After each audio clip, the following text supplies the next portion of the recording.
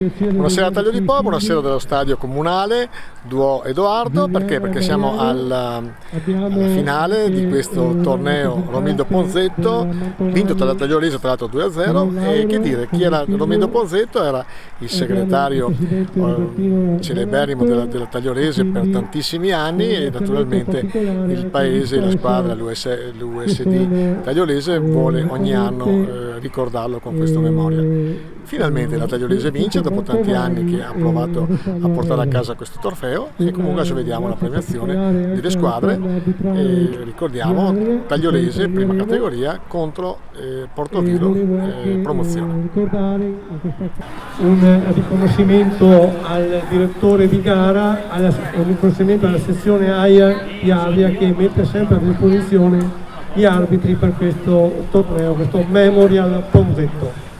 Quindi lo consegna Lauro Mantovani, figlio di Luigi, presidente e per tanti anni e dirigente del Tagliolese. Adesso i due capitani, allora Fagion e Andreello. Allora una targa viene consegnata dai fratelli Ponzetto, Mariano e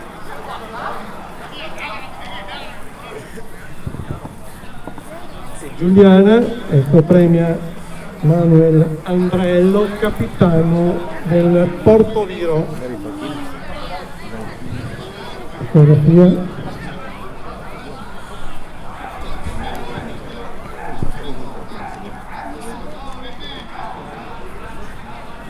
Allora il premio alla Unione Sportiva Dilettantistica Tagliolese viene consegnato dal dirigente Davide Mantovani al capitano della Tagliolese Fagion, Massimo Fagion.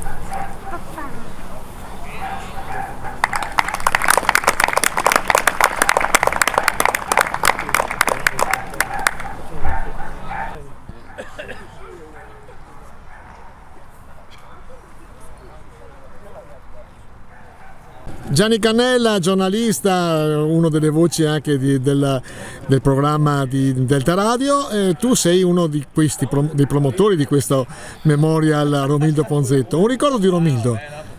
Beh, diciamo che è stato quando si parla di Romildo Ponzetto si parla di Tagliolese, insomma, 50 anni nella dirigenza giallorossa, da segretario, soprattutto da diciamo uomo, un factotum della società giallorossa. Ci ha lasciati diversi anni fa, però abbiamo sempre un bellissimo ricordo, e per iniziativa mia e della famiglia abbiamo deciso di organizzare questo torneo ogni anno con squadre diverse, e quindi è una bella iniziativa. C'è sempre una buona presenza di pubblico, va bene. Questa sera era il derby con il Portoviro, il risultato conta per quello che conta, però diciamo era importante fare anche quest'anno questo bellissimo torneo.